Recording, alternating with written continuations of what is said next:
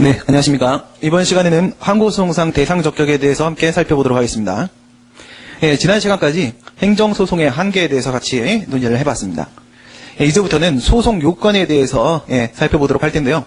알기 쉬운 행정법에서 소송 요건에는 어떤 것들이 포함되어 있다고 했느냐. 총 7가지가 있다고 했는데 7가지 중에서 하나 빼고 6가지만 우리가 살펴보면 된다고 했습니다.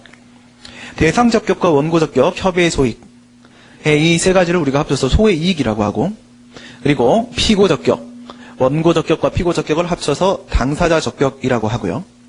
그리고 행정심판 전치주의와 제소기간. 행정심판 전치주의라는 것은 일정한 경우에는 행정심판을 거쳐야지만 비로소 행정소송을 제기할 수 있다는 소송요건을 말하는 것입니다. 그리고 마지막으로 제소기간. 제소기간이라는 것은 행정행위, 처분에는 공정력이라는 것이 있기 때문에 소송을 제기함에 있어서 기간의 제한이 발생을 하게 됩니다. 마지막으로 관할법원이라는 것이 있었는데 관할법원 논의는 출제 가능성이 전혀 없기 때문에 우리가 따로 살펴보지는 않습니다. 그중에 이제 제일 먼저 대상적격에 대해서 우리가 이야기를 하게 되는데요. 어떤 소송 요건은 취소송에 있어서의 소송 요건으로 살펴보기도 하고 무효등 확인소송이나 부작위 합항소송 각각에 있어서 소송 요건으로 논의를 하기도 하지만 대상적격은 항고소송 전반에 대한 논의로 우리가 함께 포괄적으로 살펴보게 될 겁니다. 이유는 항고소송상 대상적격 교재 내용의 맨 마지막을 보시게 되면 박스가 하나가 있습니다. 박스 보시면 대상적격, 원고적격, 협의소익, 피고적격, 행정심판 전치주의, 제소기간 이렇게 있는데 그중에 맨 위에 있는 대상적격을 보시면 취소의 대상은 행정소송법 19조 본문에서 규정을 두고 있고 무효등 확인소송은 행정소송법 38조에 보시면 취소에 대한 규정을 어디다가 취소 외 항고소송에 준용시키는 준용 규정들이 있습니다. 38조 1항은 무효등 확인소송에 대한 준용 규정이고요. 그 다음 38조 2항은 부작위 위법 항소송의 준용 규정입니다. 행정소송법 38조 1항에 보시면 19조는 취소의 대상 규정이죠. 이것을 무효등 확인소송에 그대로 준용한다라고 되어 있고요. 또한 38조 2항에서는 19조를 부작위 위법 항소송에 준용하도록 되어 있습니다. 그래서 항고소송의 대상적격 논의는 사실상 크게 다르지 않다고 볼 수가 있겠고 다만 부작위 위법 확인소송의 대상적격에는 특수한 논의가 있기 때문에 이거는 부작위 위법 확인소송 테마 가서 별도로 우리가 한 번 더 다루게 될 것입니다. 다시 교재는 맨 앞으로 넘어가시고 이 같은 이유에서 우리가 이제 항고소송상 대상적격이라는 테마로 보게 된다는 것이고요. 오른쪽에다가 도해식 체계도를 여러분들이 펴놓으시고 도해식 체계도를 가지고 큰 틀에서 한번 이야기를 해보도록 하겠습니다. 대상적격에 대한 이야기는 크게 4가지로 볼 수 있습니다. 하나는 행정소송법 19조 본문에서 취소의 대상은 처분 등이라고 하고 있는데 그 중에 이제 처분이 중심이 되고요. 따라서 과연 처분은 무엇인가와 관련된 처분 개념 논의가 첫 번째 논의입니다. 두 번째는 행정소송법 19조 본문에서 처분이 취소의 대상이 된다고 했는데 처분이라는 것은 어디 나와 있냐면 행정소송법 2조 1항 1호에 있습니다. 근데 2조 1항 1호에 보면 이렇게 돼 있어요. 처분 등이라는 것은 행정청이 행하는 구체적 사실에 관한 법 집행으로서의 공권력의 행사 그리고 뭐라고 돼 있어요? 그 거부라고 돼 있습니다. 그 거부. 여기서 거부라는 부분 과연 어떤 경우에 그 거부 행위가 거부 처분으로서 성립되는 것인가? 거부 처분 성립에 대한 논의가 두 번째 논의입니다. 그 다음 세 번째 논의는 취소의 대상이 처분 말고도 등이 될 수 있도록 되어 있습니다. 등도 역시 취소의 대상이 되는데요. 2조 1항 1호에 보시게 되면 등이라는 것은 무엇이냐면 행정심판의 재결이라고 되어 있습니다. 그래서 일정한 경우에는 행정심판의 재결도 행정소송의 대상이 될 수 있는데요. 항상 될 수 있는 것은 아니기 때문에 재결에 대한 취소를 제기하는 경우 어떤 경우에 허용될 수 있겠는가? 이 같은 문제가 나옵니다. 이것은 행정소송법 19조 단서에 나와 있습니다. 19조 단서에 따르게 되면 원처분 중심주의 규정을 두고 있습니다. 이따가 원처분 중심주의에 대한 얘기를 좀 더 보도록 하겠고요. 원처분 중심주의에 따르게 되면 재결에 고유한 위법이 있을 때만 재결에 대한 취소를 제기할 수 있도록 되어 있어요. 따라서 이 원처분 중심주의와 관련돼서 과연 어떨 때 재결에 고유한 위법이 인정될 수 있겠는가? 이 부분이 세 번째 논의입니다. 그리고 네 번째 논의라고 하게 되면 어떤 경우에는 법규 명령에 대한 소송이 인정될 수가 있습니다. 우리 행정소송의 한계에서 뭐라고 했냐면 법규 명령은 원칙적으로 행정소송의 대상이 될 수가 없다고 배웠죠. 그것은 이제 대상적격과 관련된 부분인데요. 하지만 예외적으로 처분적 법규 명령의 경우에 있어서는 행정소송의 대상이 될 수도 있다고 했죠. 처분적 법규명령이라는 것은 처분의 성질을 가지는 법규명령이므로 그것을 우리는 처분으로 본다고 했습니다. 그래서 처분적 법규명령에 대한 취소과 관련된 논의들이 네 번째 단계에서 우리가 다루어지게 됩니다. 다시 한번 정리해 볼게요. 첫 번째는 처분의 개념, 두 번째는 거부처분의 성립, 세 번째는 원처분 중심주의, 재결 취소과 관련된 부분이고요. 네 번째는 법규명령에 대한 항고소송에 대한 문제, 이렇게 네 가지를 살펴보게 될 겁니다. 우리 도의식 책에도 한번 보시면 좌측 상단에 소의 이익이 나옵니다. 말씀드린 바와 같이 대상적격과 원고적격 협의의 수익을 합쳐서 우리가 소의 이익이라고 합니다. 밑에 있는 그림은 여러분들이 이렇게 기억을 하시면 됩니다.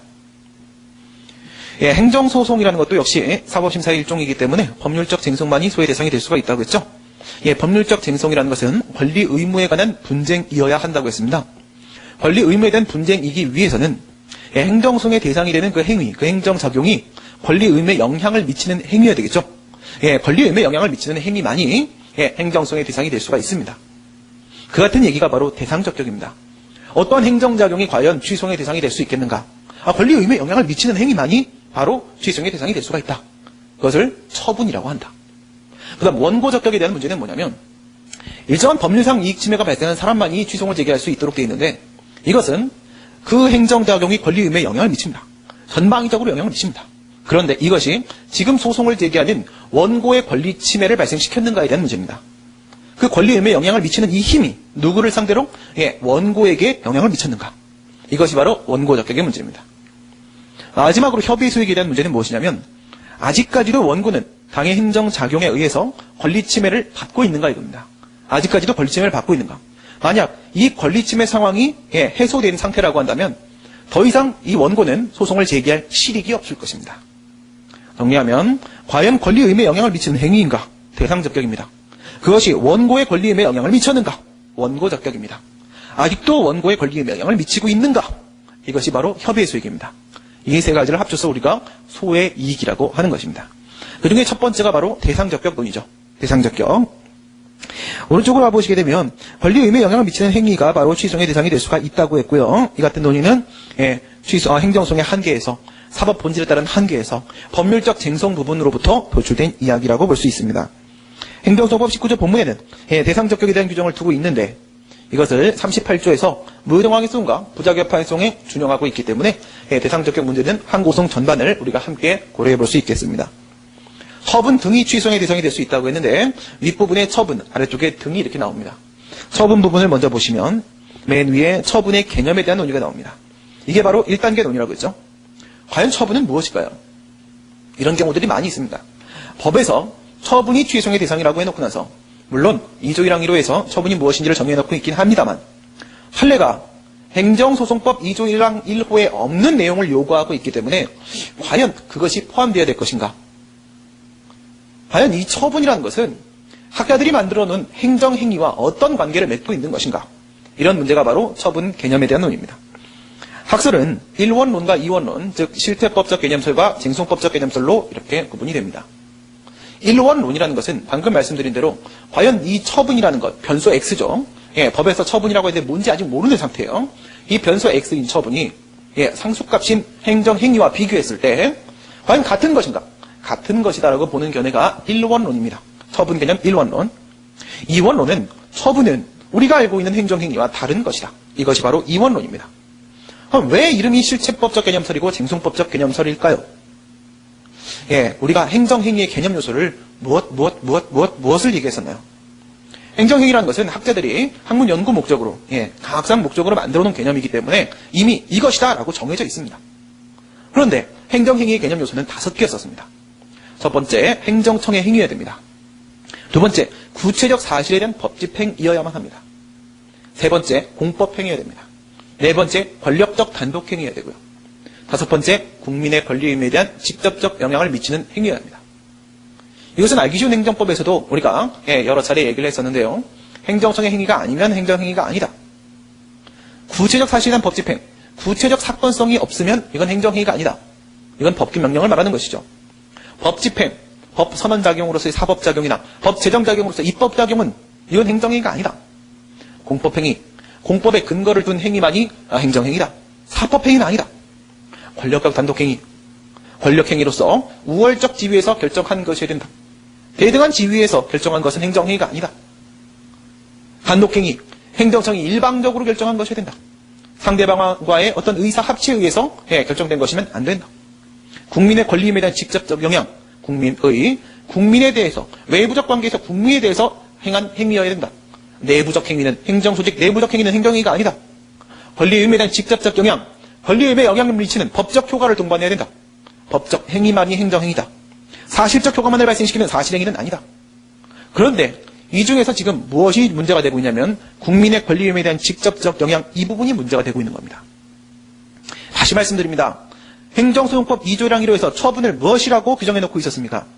행정청이 행하는 구체적 사실에 관한 법 집행으로서의 공권력 행사 또는 그 거부, 그리고 그 밖에 이에 준하는 행정작용이라고 했습니다. 그 어디에도 권리의무에 대한 영향을 미쳐야 된다는 요소는 없습니다. 그러나 행정행위에는 국민의 권리의무에 영향을 미쳐야 된다고 하고 있습니다. 이 다섯 번째 요소는, 개념 요소는 행정행위에는 있고 처분에는 없는 내용입니다. 반대로 2조 1항 1호의 처분에는 특이하게도 그 밖에 이에 준하는 행정작용이라는 부분이 있습니다. 이것은 또한 행정행위와 차이점으로 우리가 논의될 수 있습니다. 이처럼 행정행위와 처분이라는 것, 물론 행정행위가 처분의 주된 구성 요소가 되는 것은 맞지만 처분과 행정행위가 과연 같은 것일까 하는 문제가 발생하기에 충분한 이유가 있죠. 그래서 이 처분과 행정행위의 관계를 논의하는 것인데, 행정행위는 다섯 번째 개념 요소에서 권리의무에 영향을 미치라고 했기 때문에 권리의무에 영향을 미친다는 것은 바로 뭐예요? 이것은 실체법적 개념이라는 것이죠. 우리 알기 쉬운 행정법에서 그런 얘기 드린 적이 있습니다. 실체법과 쟁송법의 차이는 무엇인가? 실체법이라는 것은 바로 무엇을 말한다? 권리 의무에 관해서 규율하고 있는 법을 우리가 실체법이라고 한다. 그리고 쟁송법이라는 것은 무엇이다? 그 권리를 실현하기 위한 소송 절차에 대해서 규율하는 법을 우리가 쟁송법이라고 한다. 권리 의무에 영향을 미쳐야 된다고 했기 때문에 이건 실체법적 개념입니다. 일원론에 따라서 처분이 행정행위와 같은 것이라고 봐버리게 되면 처분은 변수 X였는데 행정행위와 같은 게 돼버리니까 실체법적 개념이 돼버리는 겁니다. 그래서 일원론을 우리가 실체법적 개념설이라고도 하고요. 그런데 이원론은 서로 다른 것이라고 봤을 때 왜 쟁송법적 개념설이라고 할까요? 처분은 행정소송법 2조 1항 1호에 나와 있고 또한 행정심판법 2조 1호에 나와 있습니다. 물론 내용은 똑같습니다. 그런데 소송과 심판을 합쳐서 우리가 뭐라고 합니까? 쟁송이라고 합니다. 소송법과 심판법을 합치면 쟁송법이라고 하죠. 그러니까 처분에 대한 개념을 어디서 정의하고 있다? 쟁송법에서 정의를 두고 있기 때문에 그냥 쟁송법적 개념설이다. 이렇게 말을 하게 됩니다.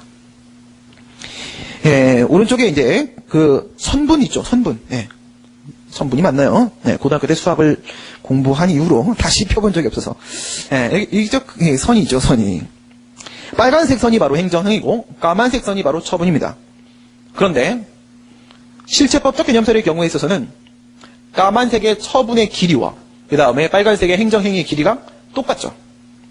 그렇기 때문에 행정행위와 처분은 같은 거라고 보고 있는 겁니다. 처분은 그냥 다 행정행위로 보는 겁니다. 그런데 쟁송법적 개념설 옆에 있는 선분을 보시게 되면 처분이 훨씬 길고 그 다음 행정행위가 조금 짧습니다. 그리고 처분 마이너스 행정행위 부분에 빗금이 쳐있죠. 이 영역은 뭘까요? 과연?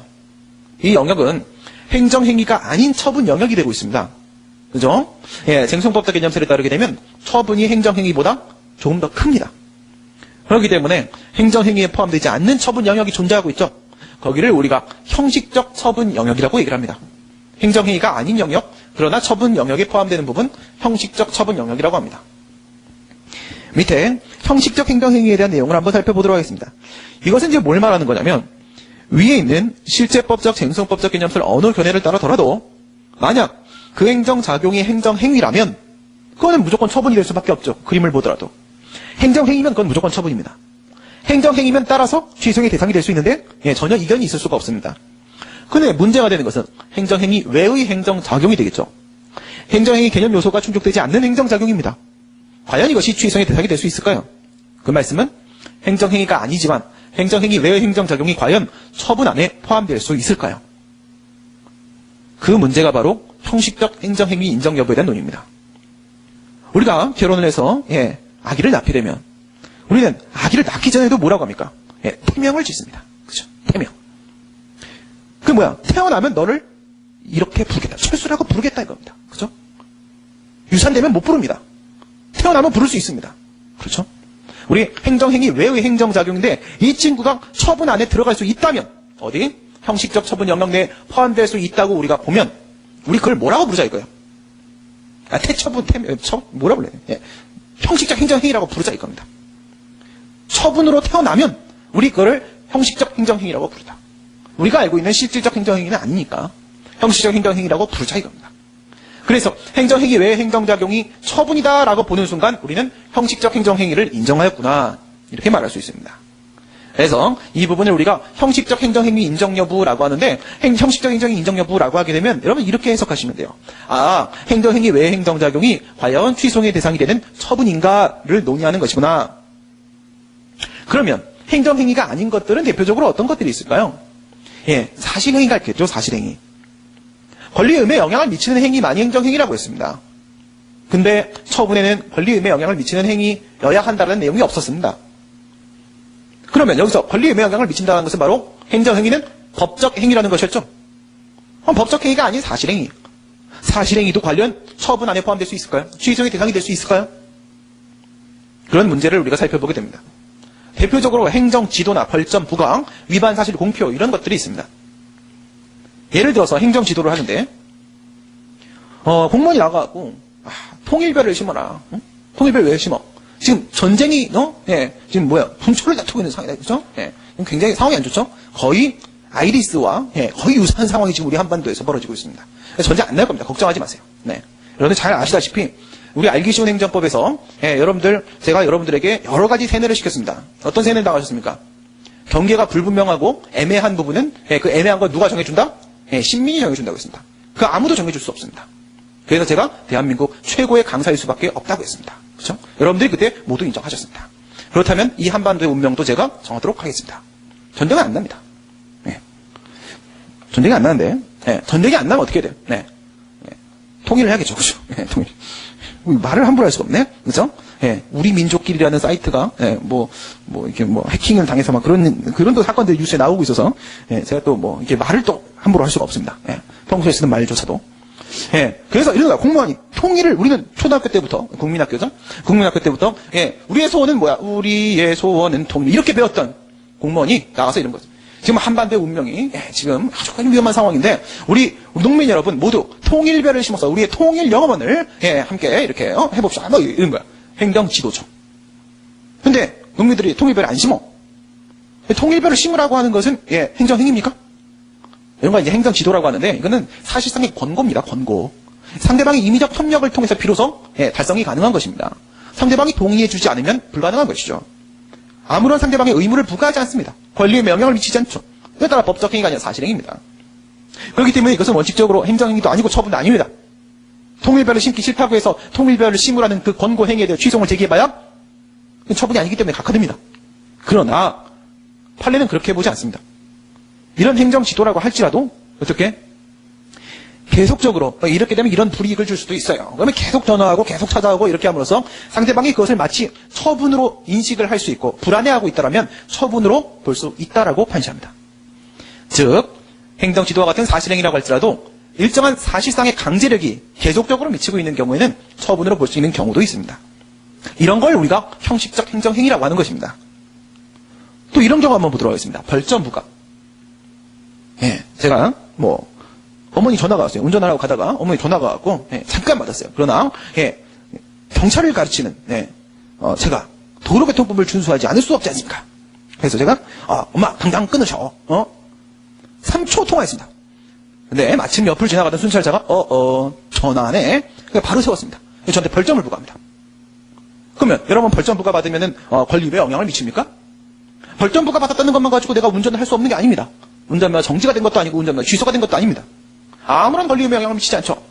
따라서 이런 벌점 부과는 행정행위도 아니고 처분도 아니기 때문에 원칙적으로 취소의 대상이 아닙니다. 그러나 이 벌점이 쌓이고 쌓이면 운전면허 취소가 될 수가 있겠죠. 장래 불이익의 근원 원인이 되어버립니다.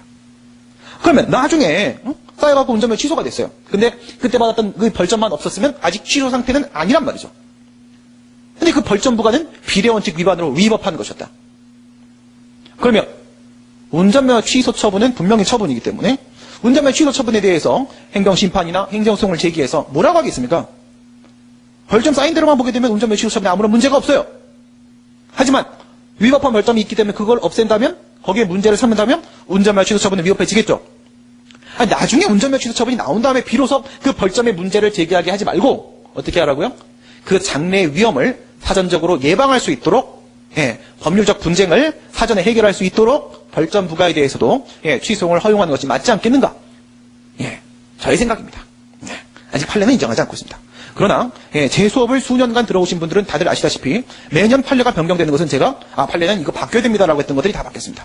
그래서 저는 선각자입니다. 그렇죠? 선각자가 말하면 판례는 뒤를 따라오게 됐습니다. 그래서 벌점부가도 이제 판례가 정신을 차리면 처분으로 인정을 하게 될 겁니다. 이거는 인정하게 돼 있어요. 왜? 아직 판례가 없는 것뿐이야. 그렇죠? 왜? 최근에 건축신고 2009년, 2010년, 2011년도에 건축신고에 대한 수리 거부의 처분성을 제가 말씀드린 같은 이유에서 인정을 했습니다. 장래 위험 방지라는 이유로 건축신고에 대한 수리나 수리 거부는 전부 다 사실행위거든요. 사실행위인데도 불구하고 취소의 대상으로 삼아줬습니다. 왜냐하면 건축신고가 엄연히 제대로 됐는데 상대방이 수리를 거부했어요. 신고만 했으면 나는 이미 건축권이 있거든요. 그럼 난 건물 지으면 되거든요. 그런데 행정청은 뭐야? 자신이 어떻게 돼서 전문용어로 얼빵하셔서 자신이 얼빵해서 건축신고가 잘못된 줄 알고 수리 거부했던 거죠. 그러면 신고가 안 됐다고 생각을 하고 있어요. 행정청은. 그래서 어떻게 행정청이 내가 지은 건물을 위법 건축물이라고 생각을 해버리는 겁니다. 아무리 가르쳐도 소용이 없는 사람도 있단 말이죠. 그리고 거기다 철거 명령을 하고 이행강제금을 부과하고 그냥 벌칙 규정 적용시켜서 벌금을 부과하고 거기다가 막 관호사업 제한을 하고 막 이러면 여기까지가 판례 내용입니다. 장래 위험이 나중에 발생할 수 있잖아요. 그놈의 위법한 수리 거부라는 사실행위 때문에.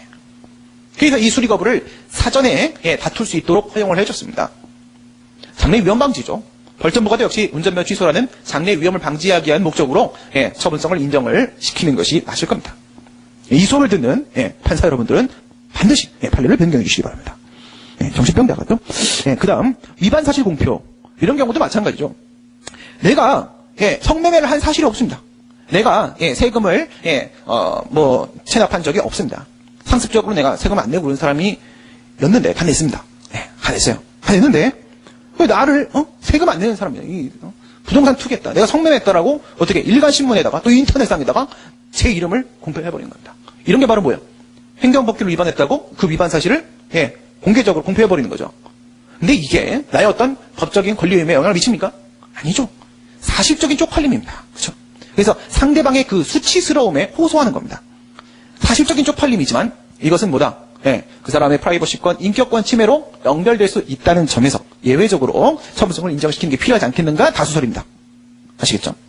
이런 것들이 다 뭐예요? 원래는 사실행인데 사실적 효과만 발생시키는 행위인데 예외적으로 행정행위는 아니지만 처분으로 인정하는 것. 우리 이런 것을 형식적 행정행위라고 합니다. 그 다음 아래에 있는 내용 보시면 거부처분이 있습니다. 우리 행정소법 2조 1항 1호 이제 외우겠네. 그쵸? 행정청이 뭐라고요? 행하는 구체적 사실에 관한 법 집행으로서의 공권력 행사 또는 그 거부. 이렇게 돼 있어요. 그 거부는 뭐예요? 그 거부는. 앞에서 공권력 행사라고 했으니까 공권력 행사에 대한 거부죠. 그러면 이것은 처분에 대한 거부라고 볼 수 있을 겁니다. 그러면 처분에 대한 거부면 그 거부가 무조건 처분일까요? 우리 행정소법 2조 1항 식으로 규정을 해놓고 있어요. 그 2조 1항 1호를 문헌대로 적용을 시키게 되면은 어떤 처분을 해달라고 했어요. 영업허가 처분을 해달라고 했어요. 그걸 거부했어요, 행정청이. 그럼 그냥 그 거부는 무조건 처분입니다. 거부 처분이니까 취소의 대상이 됩니다. 이렇게 보게 되는데 판례는 또 그렇게 보지 않습니다. 그러니까 판례가 자꾸만 법이랑 좀 다른 뭔가의 요건을 요구하기 때문에 거기서 학설들이 생기는 거예요. 판례가 말한 게 뭐야? 이런 문제가 생기는 거거든요. 판례는 갑자기 이런 말을 합니다. 신청권이라는 것이 필요하다. 이런 얘기를 합니다. 그 얘기가 밑에 있는 법규상 조리상 신청권입니다. 신청권 판례가 생뚱맞게 그렇죠? 갑자기 신청권이라는 게 필요하다고 했습니다. 이게 이제 학자들이 그러는 거죠. 이게 뭐야 도대체? 신청권이 뭔데? 응? 너 알아? 몰라? 막 이러는 거야. 이러면서 야 판례 말이 막히지? 이거 신청권은 거부가 처분이 되기 위한 요건이야. 즉 취소에서는 대상적격 문제로 봐야 돼. 라는 대상적격설이 있습니다. 즉 신청권이 없으면 아무리 그것이 처분에 대한 거부라고 할지라도 거부 처분이 성립됐다고 볼 수가 없는 것이요. 이렇게 말을 하는 거예요. 원고적격설은 이렇게 말합니다. 야 신청권? 권리 아니냐 권리? 권리의 문제는 원고적격에서 논의될 부분이잖아. 법률상 이 행정소송법 12조 1문도 몰라? 그러니까 이건 원고적게 다뤄져야 되는 문제야. 거부처분의 성립 요건이 아니야. 대상적격 문제가 아니야. 이렇게 봅니다. 본안 판단서는 이렇게 말합니다. 야, 법에 정해져 있는 거 말고 또 다른 거 뭐 소송 요건으로 걸지 마. 그러면 이거는 국민의 재판 청구권 침해로 연결될 수 있어. 법에 정해져 있는 것만 요구해. 그리고 나머지는 본안 가서 판단하란 말이야. 신청권은 그러니까 본안 문제야. 이렇게 봐버립니다. 그럼 무엇이 맞겠는가? 제가 맞습니다. 저는 대상적격설입니다. 예. 한 10년 동안은 입장을 바꾸지 않겠습니다. 여러분들이 학교 10년 동안 공부하시면 안 되겠죠? 예. 아무튼, 예. 여러분들이 후배들에게 지도를 하실 때도 대상적격설로 지도하십시오. 예. 제가 10년 동안은 안 바꿀 겁니다. 10년 뒤엔 바꿀 거냐? 10년 뒤에는, 남자는 사업이죠. 그쵸. 네. 네. 사업을 한번 다시 해보고 싶은, 예. 열심히 강의하고, 이제 내가 태어나서 할 수 있는 강의는 다 했다. 그러면 이제, 네. 그래서 10년 동안 바꿀 겁니다. 네, 대상적격설 이제 자세히 볼 텐데 좀 이따가, 네, 판례 입장입니다. 그래서 판례 입장에 따라서 저는, 대상적격설의 입장을 취하게 되고. 그러나 밑에, 신청권의 존부 부분은 말입니다.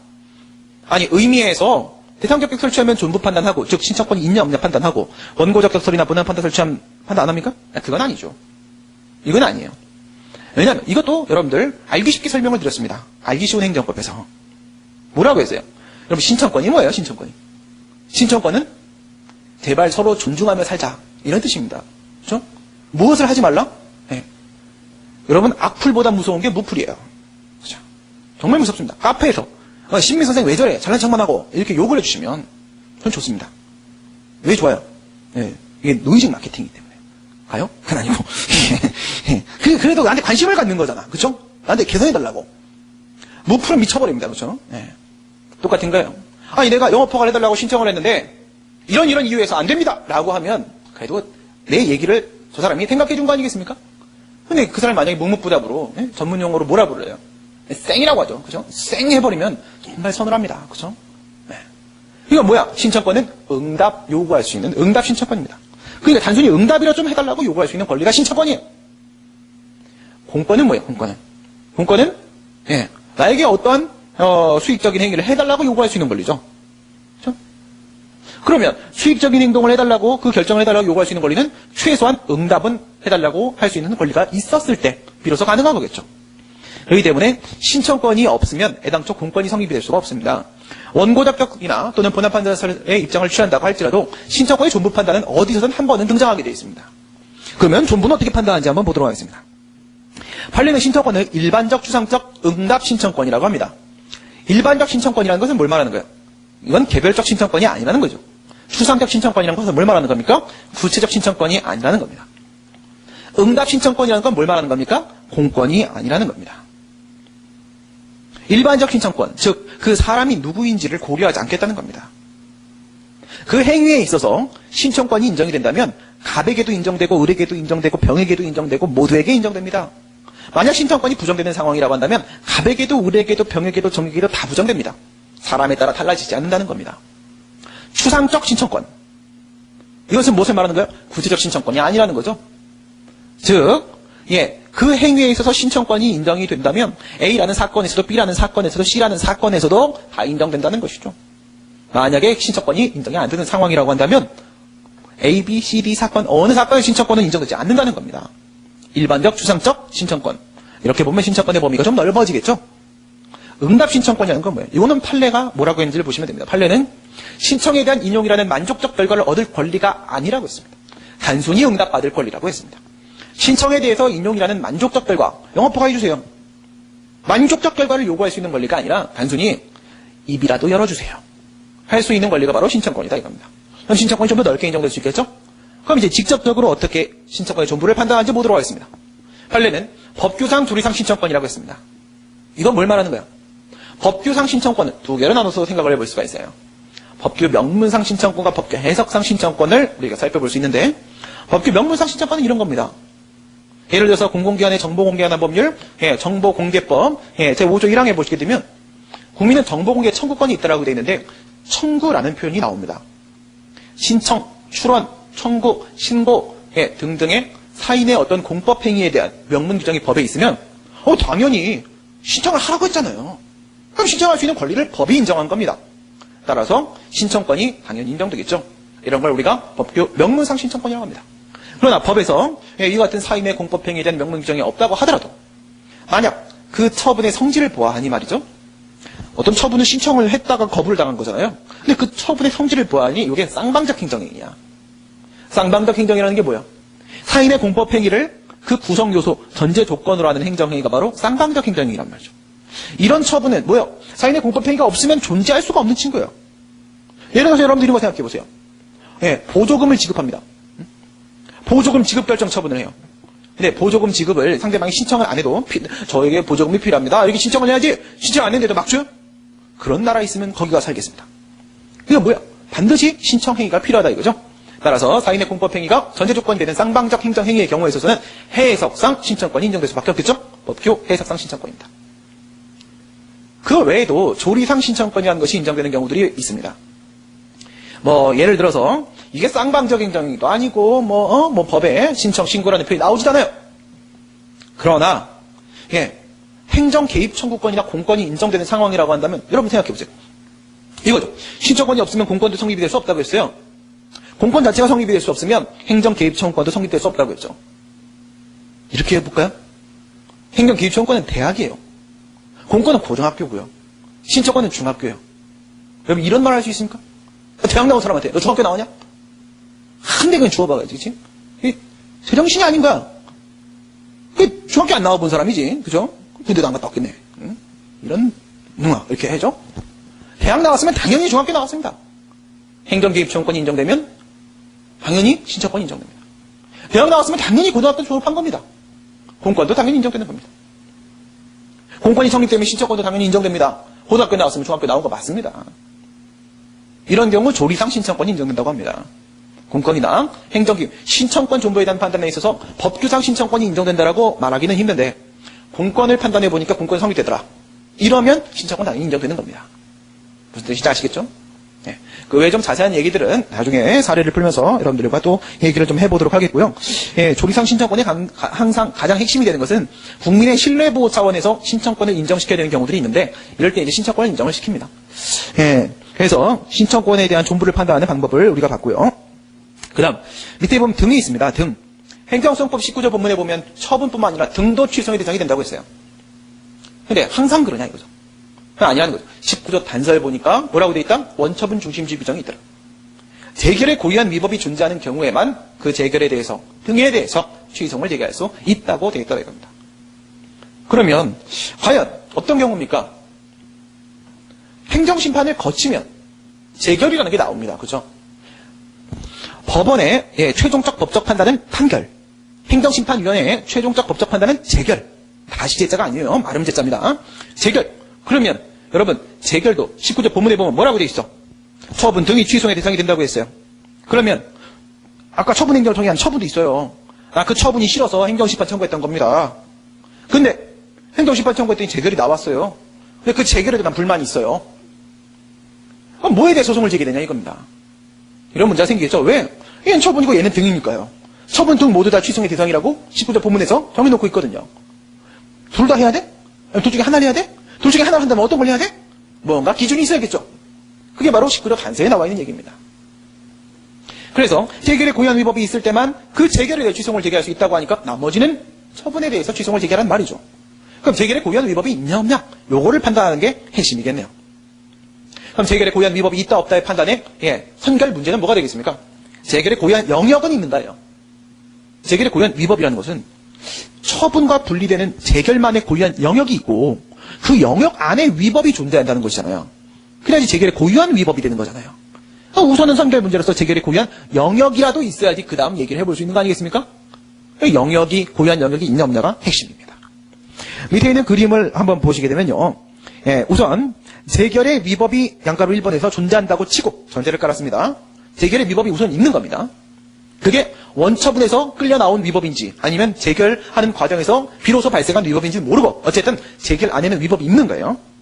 그런데 고유한 영역이 있는가라고 했을 때 우리 재결을 두 개로 한번 나눠보겠습니다. 여러분 판결은 뭐랑 뭐로 나눠지나요? 소송재판에서의 소송판결, 본안재판에서의 본안판결로 나눠지죠. 본안판결은 다시 기각판결과 인용판결로 나눠지죠. 물론 변경이라는 것이 행정소송법에 있기 때문에 인용 판결에는 전부 인용과 일부 인용이 있을 수 있고 또한 기각 판결에는 청구의 이유가 있음에도 불구하고 예외적으로 기각하는 경우도 있어서 뭐라고 불렀죠? 사정 판결이라고 불렀죠? 네. 그래서 일반적인 기각 판결과 예외적인 기각 판결로서의 사정 판결이 있을 수 있습니다. 행정심판은 어떻죠? 행정심판도 역시 청구 요건과 관련된 요건 재결이 있고요. 그 다음에 본안 요건과 관련된 본안 재결이 있습니다. 소송 판결은 각하 판결, 요건 재결은 각하 재결입니다. 각하 재결. 그 다음에 본안 재결에는 역시 마찬가지로 인용 재결과 기각 재결이 있고요. 여기도 전부 인용 재결과 그 다음에 일부 인용 재결, 그리고 일반적 기각 재결과 예외적 기각 재결 똑같이 있습니다. 그래서 먼저 재결을 나눠보겠습니다. 재결의 취소를 제기한다고 했으니까 각하 재결, 본안 재결 나왔습니다. 여러분, 각하 재결의 위법이 존재한다면 재결의 고유한 위법이 인정될 수 있겠습니까? 빨리 말해. OX. 말을 할 리가 없지. 내가 벽을 보고 있는데. 그죠? 네. 그러면 어떻게 돼? 있어요. 어떤 경우가 있을까요? 청구 요건을 다 충족을 해왔는데 각하를 시키는 경우죠. 이러면 위법이죠. 이건 행정심판 절차상의 위법입니다. 요건을 다 구비해왔어요. 대상적격, 청구인적격, 피청구인적격, 협의의 심판이 다 충족됐습니다. 그런데 각하시켜요. 각하가 뭐예요? 돌려보내는 거잖아요. 그렇죠? 그건 위법한 재결이죠. 이거는 뭐예요? 원처분과 하등의 관련성이 없잖아요. 그 각하 재결에만 존재하는 고유한 위법이 맞습니다. 본안 재결 들어가 보도록 하겠습니다. 본안 재결을 다시 재결의 위법의 내용을 재결은 행정행위랑 같은 거예요. 같은 거니까 행정행위랑 똑같이 어떤 위법이 존재할 수 있어요? 주체, 절차, 형식, 내용상 위법이 있을 수 있겠죠? 여기서 말입니다. 주체, 절차, 형식상 위법이 존재한다면 어디에? 재결에. 재결의 고유한 위법입니까? 원처분과 관련이 있나 없나를 보시면 돼요. 그렇죠. 왜 그래요? 주체라는 것은 행정심판위원회가 잘못 구성되거나 행정심판위원회에서 자격이 없는 자가 위원으로 들어가서 판단을 한 거예요. 의사결정에 참여를 한 겁니다. 근데 이게 원처분과 관련이 있습니까? 아무 관련이 없죠. 주체상 하자는 무조건 재결의 고유한 위법입니다. 그 다음에 본안 재결의 절차상 하자는 어떤 게 있을까요? 청구 요건을 구비를 못했습니다. 각하시키는 게 맞아요. 그런데 본안 재결을 했어요. 이것도 뭡니까? 원처분에 대한 판단을 전혀 아직 아무것도 하지 않은 상태입니다. 그렇죠? 원처분에 대한 판단과는 관련이 없기 때문에 본안 재결의 절차상 하자도 고유한 위법입니다. 형식상 하자는 뭐예요? 재결이 문서로 되지 않았어요. 재결해서 정보를 송달해야 되는데 재결을 전화로 해. 미쳐버리는 거지. 그렇죠? 예. 이런 경우 뭐야? 이거 재결 자체의 문제죠. 원처분이랑 무슨 관계가 있습니까? 이건 다 고유한 위법입니다. 그럼 문제는 언제 생기냐? 본안 재결에 내용상 위법이 있을 때 문제가 생기겠죠. 이건 쉽지 않아요. 그래서 어떻게 한다? 본안 재결의 내용을 세 개로 나눕니다. 첫 번째, 기각 재결, 그 다음에 일부 인용 재결, 전부 인용 재결, 이렇게 세 개로 나눠보도록 하겠습니다. 철거 명령을 했습니다. 처분입니다. 내 집은 적법하게 건축한 거고 심지어 너무나도 예쁘다. 예술적 가치까지 있다. 근데 위법금 청구이 아닌데 왜 철거 명령을 하냐라고 하면서 행정심판을 청구했습니다. 그런데 행정심판위원회가 잘못 판단을 해서 기각 재결을 한 겁니다. 그럼 기각 재결은 뭐예요? 그 철거 명령이라는 처분을 지지하는 재결인 겁니다. 그렇죠? 인정하고 지지하는 재결입니다. 잘했네. 맞아 그게 라고 하는 재결이죠. 이것은 바로 뭡니까? 원처분이 위법하다면 기각 재결은 무조건 위법입니다. 원처분이 적법하다면 기각 재결은 무조건 적법입니다. 이유는 원처분에 대한 판단과 기각 재결의 판단은 결국 그놈이기 때문에 그렇죠. 그 기각 재결은 원칙적으로 뭐가 아니에요? 원처분의 위법의 문제지 재결의 고유한 위법의 문제가 아니죠. 그러나 이런 경우는 어떨까요? 내가 약간 좀 잘못했어요. 뭘 잘못했나요? 예를 들어서 2010년도에 보시면 강북경찰서장 최수창 강북경찰서장 항명 사건이라는 게 있었습니다. 경찰 내부에 과도한 실적주의로 인해서 범인 검거, 살인, 방화, 강간 이런 거에 다 점수를 매겨놓고 그 순서대로 그 실적을 따져서 승진을 시키고 경찰서의 등급을 평가하게 됩니다. 근데 이제 강북경찰서가 그때 서울에서 꼴찌였거든요. 근데 이제 강북경찰서장이 딱 그런 거죠. 그리고 있다가 이후에 양천서 고문 사건이 터집니다. 양천서 고문 사건은 그 범인 검거를 목적으로 과도하게 지금 이루어진 조사 과정이었죠. 그러다 보니까 이 최수창 경찰서장이 뭐라고 했냐면 이거는 지금 이 사기업에서나 통할 법한 이 성과주의를 우리 경찰 조직, 국민을 위해 봉사하고 국민의 생명과 재산을 보호해야 되는 공공 서비스를 제공하는 이 경찰 조직에다가 그런 걸 여기다 적용시켜 버리니까 직원들끼리도 어떻게 된다? 서로 비방하고 불필요한 경쟁의 전쟁 토론에 몰리고 막 이런 상황이 됐기 때문에 이런 문제는 이미 예견된 것이다. 이렇게 막 주장을 했습니다. 그러면서 기자회견을 했어요. 내부적으로 건의도 몇 번 해보고 경찰서장 회의에서 했지만 통하지 않았습니다. 기자회견을 했어요. 근데 이제 기자회견을 하게 되면 그 내용의 정당성의 문제를 떠나서 경찰 조직이라는 특수성을 고려했을 때 어떤 문제가 생겨요? 그러니까 하극상 학명에 대한 이런 문제들이 생기면서 국민은 경찰 조직 내부 분열의 문제로 느끼게 되고 그러다 보면 경찰 조직에 대한 신뢰가 실추될 수 있는 여러 가지 상황들이 발생할 수 있겠죠. 그러니까 이거는 분명히 뭡니까? 이건 성실 의무나 품위 유지 의무 위반 사유가 인정되는 건 맞아요. 징계 사유가 인정되는 건 맞습니다. 그런데 당시에는 파면 처분이 나왔지만 그다음 취소 판결 나왔습니다. 파면 너무해. 이래요. 지금 현재 이제 강원도에서 여전히 경찰서장으로 근무를 하고 계시죠. 하고 계시고 교육원에도 경찰교육원에도 잠시 갔다가 거기서 근무하셨었고 이랬습니다. 그런데 만약에 사건을 살짝 바꿔보겠습니다. 바꿔갖고 해임 처분을 했다고 한번 생각해 보겠습니다. 총경 같은 경우에는 그 징계 처분을 누가 하냐? 대통령이 하게 돼 있거든요. 그래서 대통령이 해임 처분했습니다. 해임 처분했는데 공무원에 대한 이와 같은 징계 처분은 반드시 행정심판, 소정심사를 거쳐야 되니까 소정심사 청구를 했습니다. 근데 행정심판위원회 위원들이 이 최수상 경찰서장의 행동을 정말 못마땅하게 하는 사람들만 있었다. 그래서 해임은 너무 약해. 파면해야 돼. 파면 처분을 바꿔버렸습니다. 파면 재결이 나온 거죠. 가상의 상황입니다. 가상의 상황. 당신이 거꾸로 본 거죠. 파면 얘기를 한가. 그래서 이 파면 재결에 대해서 소송을 제기합니다. 최 서장이 소송을 제기한다고 했을 때 재결의 고의한 위법이 있습니까? 없습니까? 있죠. 뭐가 있어요? 파면 마이너스 해임만큼이 있잖아요. 파면 마이너스 해임만큼은 원처분에 없었던 문제잖아요. 그렇죠? 여기는 재결의 고의한 영역이 있을 수 있습니다. 기각 재결에도 추가적 불이익이 발생하는 경우에는 고의한 영역, 고의한 위법이 존재할 수 있다. 그 다음에 일부 인용 재결을 한번 생각해 보겠습니다. 일부 인용 재결. 만약에 반대로 생각할게요. 파면 처분이 나왔다. 파면 처분이 나왔는데 거기다가 소청심사를 청구했습니다. 근데 행정심판위원회에서 그것을 해임으로 바꾸는 해임 재결을 했습니다. 근데 최 서장은 해임 처분 자체도 인정할 수 없다. 그럼 소송을 제기합니다. 그러면 재결의 고의한 위법이 있습니까? 거기? 눈에 보이는 거 있습니까? 하나도 없죠. 왜? 원처분이 변경된 상태로서의 해임, 변경된 상태로 잔존하고 있는 것뿐이죠. 원처분이 그만큼 남아있는 겁니다. 그것이 재결의 고의한 어떤 영역이 있는 게 아니죠. 그럼 전부 인용 재결을 한번 보도록 하겠습니다. 전부 인용 재결.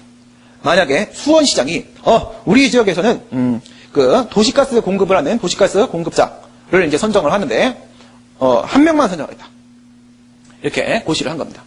그래서 가불병정 무기경신 임계가 도시가스 사업허가 신청을 했습니다. 그 임계 다음을 잘 모릅니다. 없잖아요, 그렇죠? 그래서 신청했어요. 신청을 했는데 갑한테 도시가스 사업허가를 해준 겁니다. 을은 뭐지? 내가 훨씬 더 잘할 수 있는데 또는 갑은 지금 이 도시가스 사업허가 요건을 구비를 못했는데 왜 쟤한테 허가를 하지?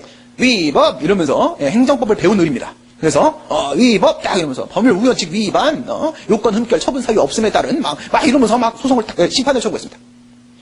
그래서 갑에 대한 도시가스 사업허가는 위법입니다 라고 하면서 취소 심판 청구했어요. 행정심판위원회가 네 말이 맞다. 이건 뭔가 이상하다. 그래서 취소 재결했습니다. 그럼 을은요? 권리구자가 됐죠? 이제 남은 건 누구야? 아까 원래 도시가스 사업허가는 갑한테는 수익적인데 을한테 침익적이었죠? 얘가 심판 청구한 거예요. 얘가 심판 청구를 했는데 이제 재결이라는 게 나왔죠? 취소 재결이라는 게 나왔는데 취소 재결은 누구한테 수익적이에요? 을한테 수익적이죠. 갑한테 어떻습니까? 침익적이죠. 그럼 이제 갑이 불복을 하고 싶겠죠? 그럼 갑은 여기다가 어떻게 해야 돼요? 소송을 제기해야 됩니다. 소송을. 여기다 다시 심판 청구할 수 있을까요? 못합니다. 동일 사건은 단 한 번의 행정심판밖에는 불가능합니다. 그게 행정심판법 51조의 재심판 청구 금지 규정입니다. 그러니까 한 번 심판을 거쳤으면 무조건 소송 넘어가야 돼요. 그러니까 이 갑의 입장에서는 소송을 제기하는 거죠. 이 정신 나간 재결입니다. 이상합니다. 그래서 소송을 제기합니다. 재결의 고의한 위법이 있습니까? 이제 전제는 뭐냐면 을의 주장이 틀렸던 거죠. 원래 갑에 대한 도시가스 사업허가는 제대로 나온 거예요. 적법한 도시가스 사업허가 처분이었습니다.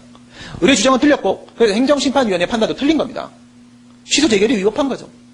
이때 갑이 취소 재결에 취소를 제기한다면 이 재결, 취소 재결에 고의한 위법이 있을까요? 없을까요? 무조건 있죠.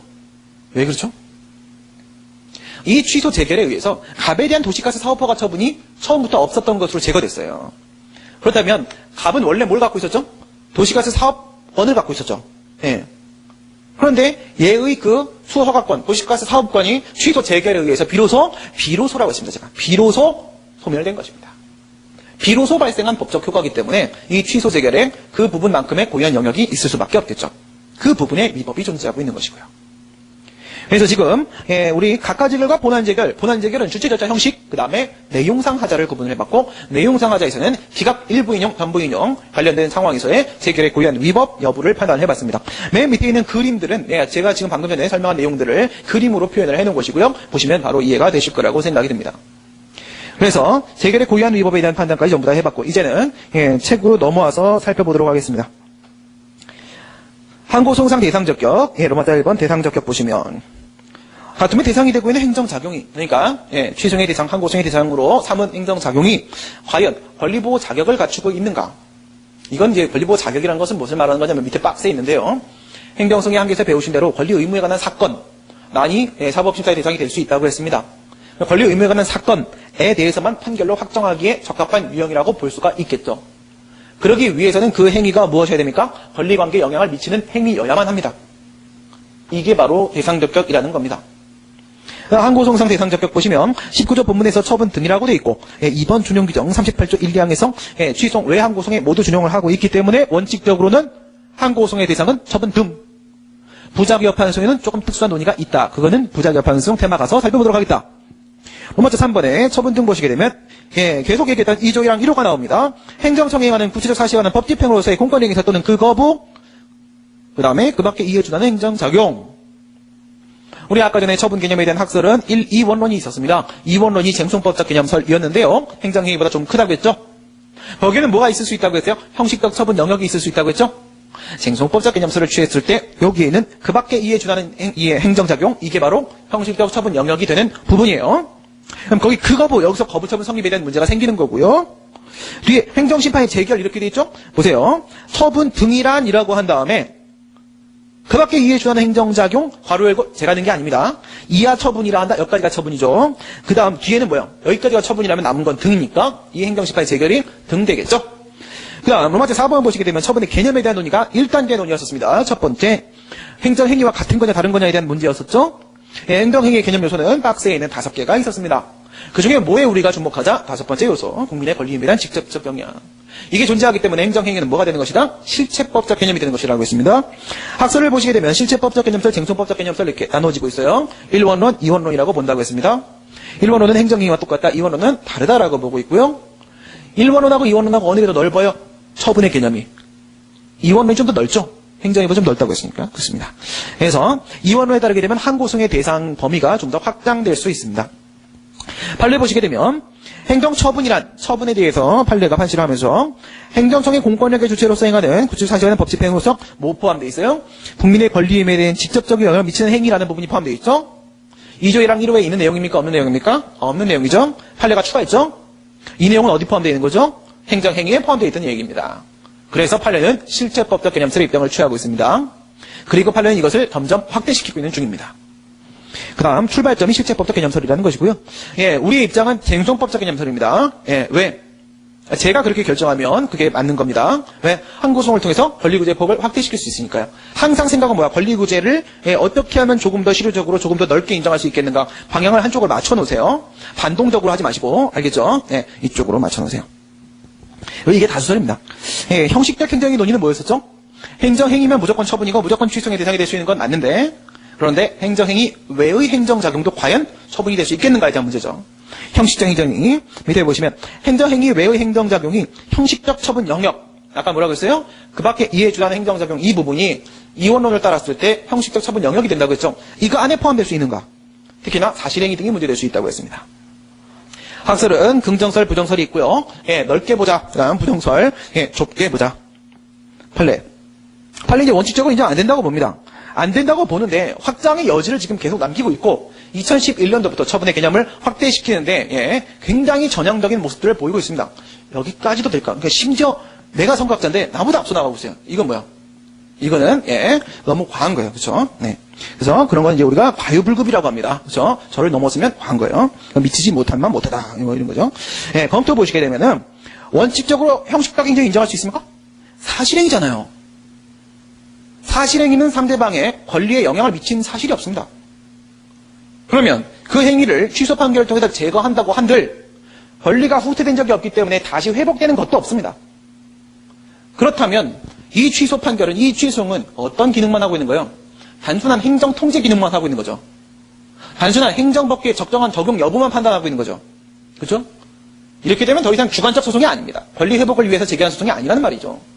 객관적 소송이 돼버립니다. 형성소송이 아닙니다. 법률관계의 변동을 초래하는 형성소송이 아닙니다. 단지 법률관계를 확인만 시키는 확인소송이 지나지 않습니다. 그럼 이건 원칙적으로 인정이 될 수가 없어요. 다만 아까 뭐라고 했습니까? 사실상 강제력의 계속성이 미치는 경우 또는 법률 분쟁, 법률관계의 법적 안정성을 조기에 해결하고 확정해야 되는 경우 이럴 때는 사실상 뭐예요? 권리 침해에 준하는 상황이라고 볼 수 있을 때 이럴 때는 예외적으로 인정을 형식적인 인정을 인정시키는 게 좋지 않겠는가? 절충설. 알겠죠? 그 다음 거부처분 논의입니다. 6번 들어가시게 되면 거부처분. 이거는 이제 소극적 처분에 대한 문제죠.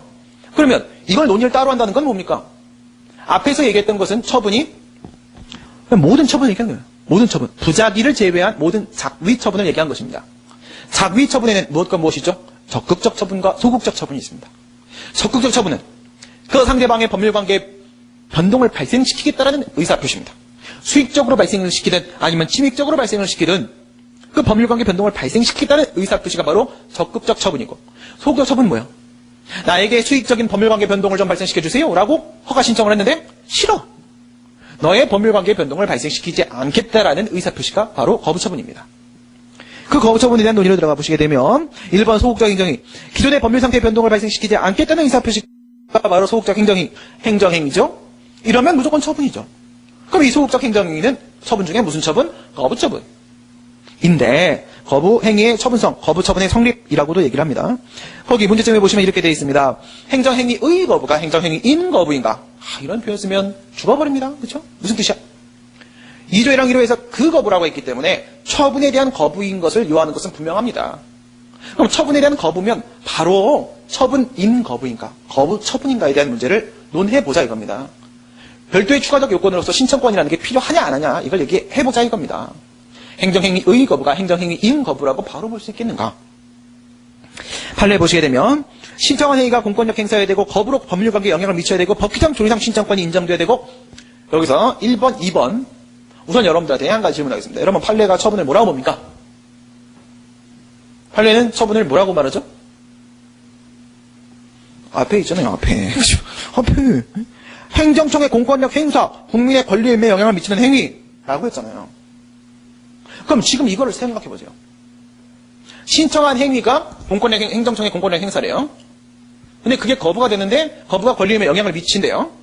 그러면 여기서 신청은 뭐죠? 거부와 등치시킬 수 있죠. 신청이 거부된 거니까 위에는 신청을 거부라고 봐도 되고 밑에는 거부를 신청이라고 봐도 돼요. 그러면 이렇게 한번 생각해 볼까요? 거부된 행위가 행정청의 공권력 행사고 거부가 권리에 영향을 미치는 것이다. 그러면 거부로 인수분해할 수 있습니까? 행정법은 아주 수학과도 같이 정치한 학문입니다. 그래서 수학을 적용시켜 보겠습니다. 인수분해해 보겠습니다. 거부로. 그럼 어떻게 돼요? 거부 곱하기 괄호 열고 행정청의 공권력 행사 플러스 국민의 권리에 대한 영향 괄호 닫고 괄호에 있는 내용이 뭐죠? 행정청의 공권력 행사 플러스 국민의 권리에 대한 영향 판례에 따르면 그것을 뭐라 부른다? 처분. 그렇죠? 그러면 동그라미 1번과 2번 합치면 처분에 대한 거부죠. 그래서 신임동에서는 이 세 개를 다 논의하지 않고 처분에 대한 거부와 신청권 두 개로 논의합니다. 다 그렇게 논의하는데 그걸 제가 입증을 해드린 겁니다. 왜냐면 저는 본고사실이기 때문에 입증을 해야 돼요. 항상. 증명. 그때 이상한 거 막 증명하라고 해서 0 플러스 1이 되는 이유를 증명하셔. 초등학교 안 나왔어요? 이렇게 쓰고 싶죠. 증명을 해야 됩니다. 그래서 증명해 보인 겁니다. 1번, 2번은 처분에 대한 거부예요. 신청권을 판례가 추가로 요구하고 있는 거죠. 그죠? 다음 법규상 조리상 신청권 가보도록 하겠습니다. 2조 1항 1호에는 전혀 없어요. 2조 1항 1호에다가 우리가 만약 넣어본다면 어떤 표현을 넣어볼 수 있을까요? 제가 입법자라고 빙의해 보겠습니다. 2조 1항 1호 로마자 3번에 있는 처분 등에 대한 이 규정을 제가 바꿔보면 행정청이 행하는 구체적 사실에 대한 법집행으로서의 공권력 행사 또는 권리를 가진 당사자의 신청에 대한 거부. 어떨까요? 권리를 가진 당사자의 신청에 대한 거부. 그 거부를 이렇게 바꾼 거예요. 그럼 신청권이 필요하다는 명시 규정이 있는 거죠. 없잖아요. 그런 말이. 그렇죠? 없는데도 불구하고 판례가 신청권을 요구하고 있기 때문에 판례는 일관되게 거부 처분이 성립하기 위한 전제 조건으로 신청권이 필요하답니다. 그래서 신청권에 대한 문제가 발생. 의미 보시게 되면 원고적 격설, 본안 판단설, 대상적 격설 이렇게 있고 원고적 격설은 거부 처분 성립 대상적 격 부분에서는 신청권은 필요가 없다. 이거죠. 키가 갑자기 커질 때 나가지 않죠? 그래서 뭐라는 거야? 처분에 대한 거부면 거부는 바로 처분이다. 이렇게 보는 거야. 신청권은 원고적격으로 토스. 본안판단설. 예, 소송 요건에서, 예, 자꾸만, 요건을, 확대시키고 그러지 마. 이런 거죠. 그쵸? 예. 그러니까 소송 요건이라는 게 뭐예요? 소송 요건이라는 게. 아무 재판이나 다 받아줄 수는 없죠. 소송 요건이 너무 엄격하게 요구하게 되면 재판 청구권 침해로 연결될 수 있지만, 소송 요건을 너무 완화해버리게 되면요. 법원의 재판 부담이 너무, 예, 가중되겠죠. 적정선에서 멈춰야 되거든요. 그래서, 예, 여기서 이제 신청권을 추가적으로 또 소송 요건으로 요구해버리게 되면 안 된다. 본안판단설. 얘도 뭐예요? 처분에 대한 거부면 거부는 무조건 처분이래요. 대상적격설, 예, 거부행위 처분성 성립에, 거부처분 성립에 요건 맞다. 이렇게 보는 거죠. 이 판례 입장이고요. 예, 판례의 대상적격설의 입장을 어떻게 취하는지 볼까요? 신청권에 근거 없이 한 국민의 신청에 대한 거부는 신청인의 권리나 법적 이익에 어떠한 영향을 주는 것이 아니므로 행정처분이 아니다. 신청권은 거부행위의 처분성을 인정하기 위한 전제 요건이다. 이런 말이죠. 신청권이 없는 자가 어떤 수익적 허가 처분을 신청을 하였다가 거부를 당한다고 할지라도 거부에 의해서 얘의 권리임에 아무런 영향을 미치지 않기 때문에 그 거부가 권리임에 영향을 미치는 처분이라고 말하기 위해서는 신청권이 필요하다. 다시 한번. 예, 신청권이 없는 자가 수익적 허가 처분을 신청을 했다가 거부를 당한다고 할지라도 거부에 의해서 아무런 권리임에 영향을 미치지 않기 때문에 거부는 처분이 아니게 되고 따라서 거부 처분이 성립되려면 신청권이 꼭 필요하다. 이게 판례 입장이죠. 예. 이렇게 보면 판례는 신청권을 사실상 어떤 권리를 보고 있는 겁니다. 이건 이제 절차 부분, 행정 절차 부분 가서 제가 이 얘기를 또 하게 될 거예요. 판례는 신청권을 권리라고 해놓고 지금은 권리가 아닌 것처럼 말하고 있습니다. 판례는 돌았습니다. 예, 뭐 이런 얘기를 하게 될 겁니다. 예, 이게 제가 한 말이 아니라, 예, 행정부문 판사가 나오면서 한 말이에요. 예, 판례가 미쳤다, 이러면서. 예. 그 다음, 밑에 대상적격설. 이건 뭐 핵심은 이거예요. 신청권이 없으면 응답조차 요구할 수 없는 사람인데, 거부를 좀 한들, 그게 걔한테 무슨 법적 영향을 미치냐 이거죠. 신청권이 없는 자라면 거부에 의해서 아무런 권리임에 직접적 영향을 미치지 않기 때문에 거부가 처분이라고 말할 수 있는 근거가 없는 겁니다. 신청권이 필요한 게 맞죠. 그래서 대상적격설 취하겠습니다. 그 다음 신청권 존중. 아까 말씀드렸던 일반적 추상적 신청권, 개별적 구체적 신청권이 아니라는 것이죠. 신청권의 존중은 구체적 사건에서 이 부분이 추상적 신청권이라는 거고요. 신청이 누구인가를 이 부분이 일반적 신청권이라는 겁니다. 고려하지 않고 관계법계 해석에 의해서 이것은 그의 행위가 무엇인지만 갖고 판단하라 이거고요. 일반 국민에게 일반적 신청권이라는 말이고요. 그러한 신청권을 인정하는 것을 추상적으로 결정한다. 추상적 신청권이라는 말입니다. 어디를 봐도 일반적 추상적 신청권이 맞고요. 그다음 응답 신청권. 신청권이란 그 신청에 따른 단순히 응답받을 권리, 응답 신청권이지 신청의 인용이라는 만족적 결과를 얻을 권리가 아니라고 했습니다. 무슨 말인지 아시겠죠? 그러니까 위에서 판례가 구사한 후 8433 판례에서 신청권이 필요하다고 했어요. 그랬더니 학자들이 뭐 대상적격설, 원고적격설, 본안판단설 이러면서 막 싸워요. 그랬더니 판례가 뭐라고 했냐면 원고적격설이나 본안판단설은 신청권을 공권으로 보는 거거든요. 그러니까 판례가 공권이 아니라고 얘기하면서 구원호 12460 판례에서 이게 말하는 거예요. 신청의 인용에 만족적 결과를 얻을 권리 공권이 아니야. 내가 말했던 그 신청권이 그 원고적격설, 본안판단설 니들 아니야. 니들 아웃이야. 이렇게 한 거예요. 법규상 조이상 신청권. 법규는 법규 명문과 해석. 명문은 상인의 공법형에 대한 명문 규정이 있어야 되고 해석은 쌍방작 행정이라고 아까 말씀드렸고 조이상 신청권은 이거 조리법상 신뢰보호 필요가 인정될 때 그때 많이 논의가 됩니다. 이 사례를 봐야 돼. 이것도 설명드리기가 너무 복잡해요.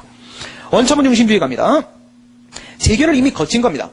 재결을 이미 거쳤을 때 이런 재결 취소의 논의, 원처분 중심주의 논의가 나오는 이유는 뭐다? 다시는 행정심판 청구할 수가 없어요. 여기 보시면 51조. 심판 청구에 대한 재결이 있으면 그 재결 및 같은 처분 부작위에 대해서 다시 행정심판 청구할 수 없다. 이건 뭐야? 행정심판이 끝나고 재결이 나왔어요. 재결 취소심판 이런 거 안 된다. 그 다음 행정심판위원회가 뭐 예를 들어 서울특별시 행정심판위원회가 기각재결했어. 그랬더니 똑같은 처분을 다시 서울특별시 행정심판에 또 청구해. 안 된다. 하나의 사건은 한 번밖에 행정심판 안 해준다. 왜? 이거 행정심판 계속하게 해주면요. 여러분 행정심판 돈이 안 들어요. 그렇죠? 얼마 전에도 제 아는 후배가 술 먹다가 운전면 취소돼갖고 이거 어떻게 해? 그 있잖아 중앙행정심판위원회 사이트에 가면 전자심판 청구가 무료로 가능해. 해줄게. 이렇게 금방 끝나고 공짜로 돼요. 그러니까 뭐야? 될 때까지 해보겠다 이거죠. 될 때까지. 여러분 이런 거 어떻게 생각하십니까? 이게 실제로 많이 이런 경우들이 있죠. 예를 들어서 말입니다. 관계가 없는 얘기인가? 법원에서 법을 그렇게 적용시키면 그 위법이야 라고 하면서 A 처분에 대해서 취소 판결을 딱 내렸습니다. 그리고 그 판결이 확정됐어요. 그러면 동일 사건에서는 행정청이 동일한 사람에게 갑이라는 사람한테 동일한 처분을 하지 못하죠. 근데 말이에요. 을이라는 사람한테 같은 법을 적용시켜서 처분을 할 때는 그런 판결의 효력이 이제 그걸 나중에 보면 기속력이라고 하죠. 예, 알기 쉬운 행정법에서 살짝 우리 판결의 효력 봤었는데, 그래서 기속력, 동일한 과오를 범하지 마라. 동일한 상대방, 그리고 동일한 처분, 동일한 사유. 똑같은 사람한테 똑같은 이유로 똑같은 처분을 하면 안 된다. 똑같은 법을 을이라는 사람한테 적용시켜서 처분을 할 때는 이런 기속력이 적용이 안 되거든요. 만약 갑한테 똑같은 처분을 하게 되면 그것은 그 자체로 무효입니다. 하지만 을한테 똑같은 처분을 하게 되면 어떻게 돼요? 그거는 위법하지 않아요, 그 자체로서. 그게 위법하다고 다투려면은 또 소송 제기됩니다, 을도. 그죠? 이건 동일한 사건이 아니기 때문에 기판력도 적용되지 않습니다. 기속력도 적용되지 않고. 그러니까 이런 거예요. 법관이 딱 이러죠. 이게 지난번에 만났던 그 사무관인 겁니다. 야, 나이 비슷하다고 치고, 그렇죠? 네, 네. 얘 사시 합격하고 얘 행시 합격하는데 똑같은 시간이 걸렸다 치고, 예, 친구야, 친구. 가상의 상황입니다. 실제 있었던 상황인데 이걸 약간 가상의 상황으로 바꿔서 각색을 해보면 사실 딱 그런 거죠. 야, 이러면서 친구잖아요, 그렇죠? 김사무관. 지난번에 이거 위법이라고 분명히 판결이 나왔는데 왜 또 이런 짓을 했는가? 그러면 사무관이 뭐라고 했어요? 그래서요. 판결의 효력은 이번 사건에 전혀 미치지 않았습니다. 다시 판단하시죠. 다시 판결문 쓰시고 복사해서 붙이든지 말든지. 그 다음에 병이라는 사람한테 또 똑같은 처분합니다. 정이라는 사람 또 가불병계, 무기경신, 임계까지 다 해. 누가 이기겠어요? 사무관이 이기지 않을까요? 그죠? 그냥 처분하면 되는 거잖아요, 그냥. 예? 이쪽 미쳐버리는 거고요, 그죠? 그러니까 이런 식의 상황을 비슷하게 생각해 보시게 되면요, 처분하는 게 판결하는 것보다 훨씬 더 수월하잖아요. 용이하잖아요. 행정심판 청구하는 게 소송 제기하는 것보다 훨씬 더 저렴하고 금방 신속하게 끝나지 않습니까? 이 재심판 청구 금지 규정이 없다면 어떻게 하겠어요? 행정심판위원회가 내 말이 맞다고 손 들어줄 때까지 계속 이거죠.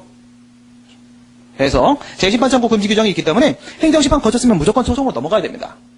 그 다음 재결에 대한 항고송을 제기하는데 문제점, 19조에서 처분 등이라고 했고 등은 재결인데 어쨌든 둘 다 소위 대상이 될 수 있는 건 맞다 이거죠. 그럼 원칙적으로 될 수는 있다 이겁니다. 근데 이제 단서를 보니까 재결 자체 고의한 위법이 있음을 이유로 하는 경우에 한한다라고 되어 있습니다. 얘는 뭐냐 이러면서 원처분 중심주의 논의를 이제 여러분들이 살펴보시면 됩니다. 원처분 중심주의라는 것은 원칙적으로 처분과 재결 모두 다 소위 대상이 될 수 있음을 전제로 깔고, 그게 19조 본문에 그렇게 돼 있으니까 되고, 다만 원처분이 중심이라고 했어요. 원처분과 관련된 위법은 원처분에다가 소송을 제기해라. 그것이 아닌 것, 원처분과 전혀 관계없는 재결의 위법이 고의한 위법이 있다면 그때만 재결에 대해 취소를 제기해라. 이렇게 얘기를 합니다. 재결주의는 뭐라고 합니까? 재결주의는 이미 행정심판 재결을 거쳤으면 원처분은 재결에 의해서 이미 어떻게 된 거예요? 폭 안아버린 거예요. 그렇죠? 퐁당 빠져버린 거예요. 재결에 대해서만 취소를 제기할 수 있다. 그러면 재결의 고의한 위법만 여기서 주장할 수 있어요? 원처분에 원래 위법이 있었어도 그건 주장 못하나요? 그건 아니죠. 무조건 재결에서만 소송을 제기할 수 있도록 했기 때문에 이때는 그것이 원처분 쪽에 관련된 하자이든 아니면 재결에 고의한 하자이든 둘 다 주장할 수 있습니다.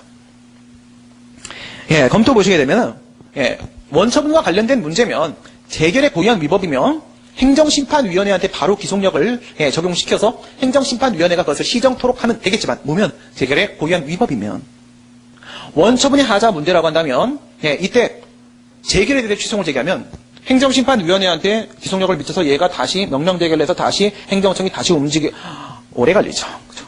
우회적이잖아요. 원처분에 대한 문제는 원처분에 대해 소송을 제기하고 처분행정청이 직접 기속력의 적용을 받도록 하여 하는 것이 신속한 권리구제 실효성 측면에서 훨씬 더 유익하지 않겠는가. 그 다음 행정심판의 재결에 의해서 원처분이 완전히 100% 대체되었다고 볼 수도 없는 문제다.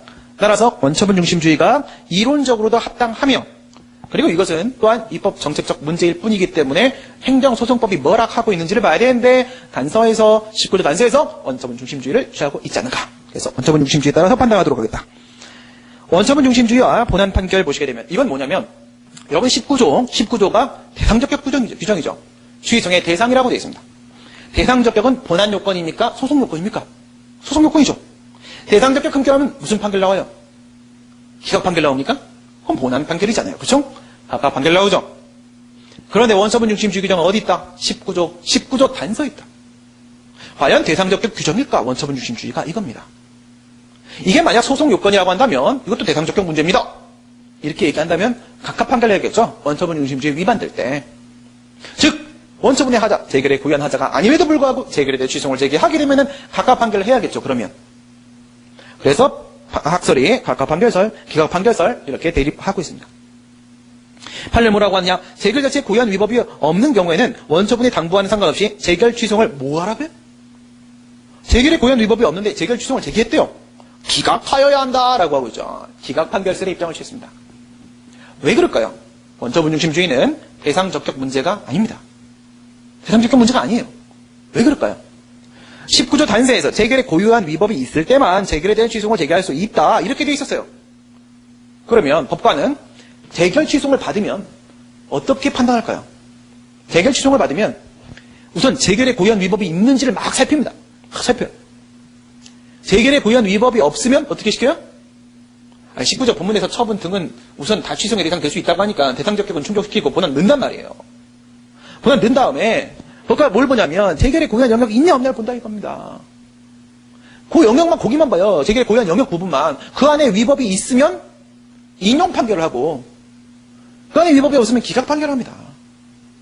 원처분 쪽은 애당초 쳐다보지도 않아요. 재결에 고유한 영역 자체가 전혀 발생하지 않았다면 이 사람은 볼 게 없기 때문에 이 말이 맞다라고 말할 수 있는 부분도 없는 거예요. 그럼 어떻게? 그냥 기각시키는 겁니다. 이걸 기억하셔야 됩니다. 재결 취소를 얘기하면 원처분은 거들떠보지도 않는다. 재결에 고유한 영역 부분만 본다 이겁니다. 아시겠죠? 네. 그러니까 결혼을 했으면 와이프만 본다. 이런 거죠. 다른 여자는 거들떠보지도 않는다. 네. 그러나 뭐야? 이혼을 하면 이제 다시 눈이 시야가 넓어진다. 뭐 이런 아닌가? 아니 말고. 그 다음 기각 판결설. 그래서 이게 입장이 타당하다. 재결에 고유한 위법이라고 함에 있어서 위법이라는 부분이 포함되어 있다. 위법 적법에 대한 판단은 본안 판단 문제다. 따라서 이건 본안 판결의 대상으로 삼는 것이 맞고 만약 재결에 고유한 위법이 없으면 기각 판결의 대상으로 삼는 게 맞다. 이거죠. 그 다음 재결 자체의 고유한 영역 아까 이거 얘기했던 건 제가 다 설명을 드렸던 부분입니다. 예, 쭉 설명을 드렸고 설명 안 된 부분이 어딨냐면 일부 인용 재결에서요. 일부 인용 재결에서 수정 재결 부분을 잠깐 보도록 하겠습니다. 수정 재결. 여러분 변경이라는 게 있죠. 어디도 있어요. 행정소송법 4조 1호 취소소송에도 변경이라는 내용이 있지만 행정심판법 5조 1호 취소심판에도 변경이라는 게 있습니다. 그래서 취소심판을 청구하게 되면 전부 취소 재결도 할 수 있지만 모두 할 수 있어요. 변경 재결도 할 수 있습니다. 물론 이제 거기 명령 재결도 있는데 그거는 나중에 행정심판 가서 얘기하도록 하고요. 어쨌든 변경 재결을 한단 말입니다. 일부 인용 재결을 한단 말이에요. 근데 우리 변경이라는 것을 행정소송의 한계의 테마 우리 얘기하면서 변경에는 뭐가 있다고 했죠? 적극적 변경과 소극적 변경이 있다고 했죠. 이 적극적 변경을 우리가 수정이라고 합니다. 수정. 그 다음에 소극적 변경을 우리가 일부 취소라고 합니다. 예를 들어서 3천만 원 과세 처분이 나왔습니다. 그런데 1,000만 원 과세 처분을 하는 것이 맞다 이겁니다. 이런 경우라고 한다면 2천만 원을 제거하고 1,000만 원 과세 처분으로 바꾸는 변경 재결을 하겠죠. 이런 건 일부 취소 재결입니다. 그런데 만약에 파면 처분이 나왔는데 해임 처분으로 변경하는 일부 인용시키는 건 맞죠. 그런 재결을 한다. 이거는 바로 적극적 변경 수정 재결입니다. 근데 이 적극적 변경 쪽과 관련돼서 이걸 좀 특이하게 보시는 분들이 계십니다. 어떻게 보는 거냐면 이렇게 볼 것이냐 이렇게 볼 것이냐요. 오랜만에 필기를 하죠.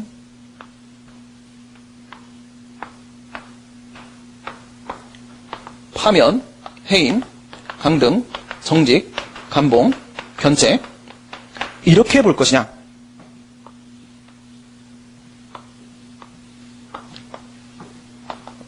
파면, 해임, 강등, 정직, 감봉, 견책 이렇게 볼 것이냐의 차이입니다. 이쪽이 바로 원처분설이에요.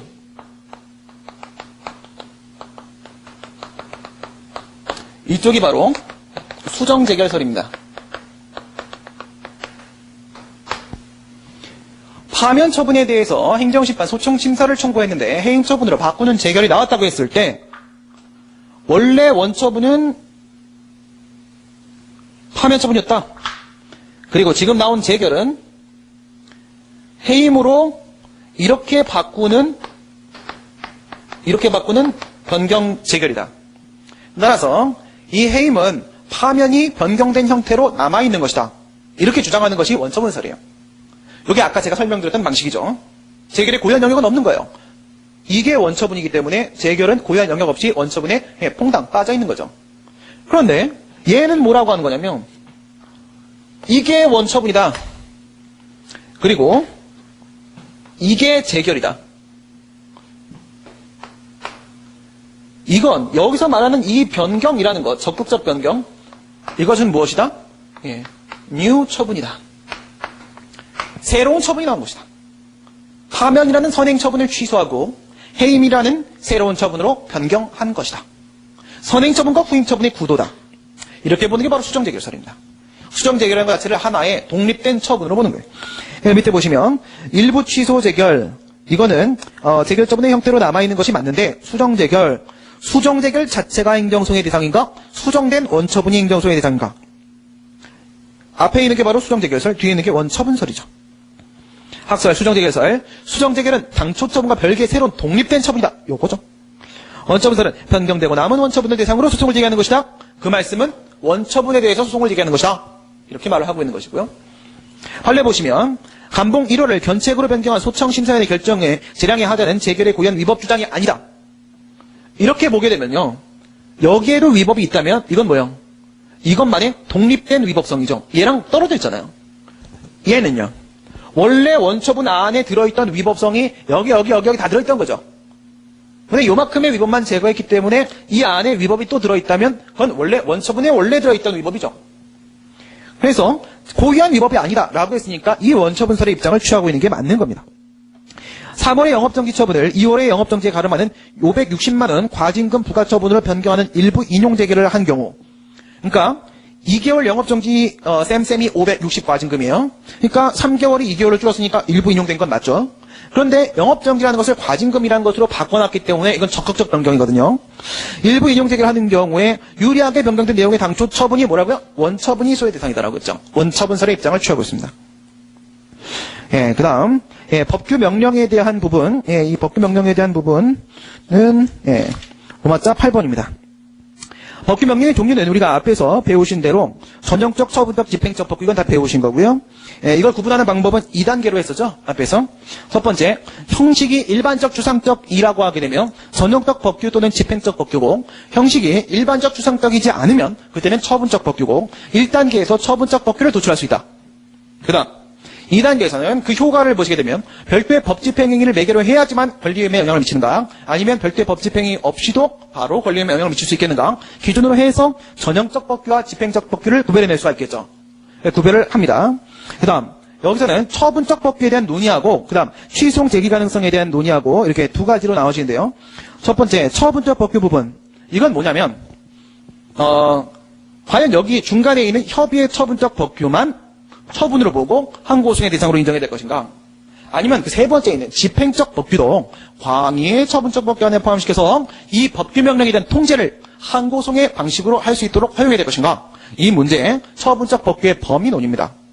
그 다음 그 뒤에 있는 취소송 제기 가능성은, 그러면 어쨌든 처분적 법규의 범위는 우리가 결정을 했으니까 여기까지가 처분적 법규다. 그럼 처분적 법규에 대해서는 처분의 성질을 가지는 법규 명령이니까 처분 맞고 항고소송 제기할 수 있는데, 항고소송 중에서 부작위는 아니고 취소송과 무효등확인소송 중에 무효확인소송 말고 취소 소송도 제기할 수 있겠는가 문제가 소송의 형식 결정하는 겁니다. 법규 명령에 대한 항고소송의 대상의 범위를 논의하는 게 앞에 있는 처분적 법규 명령, 그 다음 소송의 형식을 결정하는 게 취소송 제기 가능성, 이렇게 2단계로 논의가 되고 있고요. 항고소송의 대상이 되는 처분의 범위를 어디까지 볼 것인가, 협의설, 위에 있는 오직 협의의 처분적 법규, 굉장히 좁게 보고 있는 거고요. 이게 종래 판례 입장이에요. 중간설, 밑에 있는 집행적 법규도 추가하자. 얘도 분명히 별도의 법 집행이 필요 없지 않았는가. 그다음 광의설은 이제 박준 선생님 혼자 주장하시는 건데요. 이게 요번 행정소송법 개정안은 안 그런데 예전에 이제 대법원 행정소송법 개정안에 따르게 되면은요, 법규 명령 자체를 그냥 행정소송의 대상으로 삼은 적이 있었습니다. 물론 이제 폐기됐습니다. 그런데 이번에도 이제 그런 시도가 있다가 이제 안 됐지만은, 이게 바로 광의설이 그런 거예요. 법규 명령도 그냥 항고소송의 대상으로 인정해보자. 이런 주장입니다. 굉장히 넓죠. 판례 점점 넓어지고 있는 거고요. 판례는 법규 명령이 다른 집행행위 매개 없이 그 자체로 쏘고 직접 국민의 권리임의 규율 동그라미 치고, 규율이라는 것은 앞에서 보시면 전형적 법규, 처분적 법규, 집행적 법규에서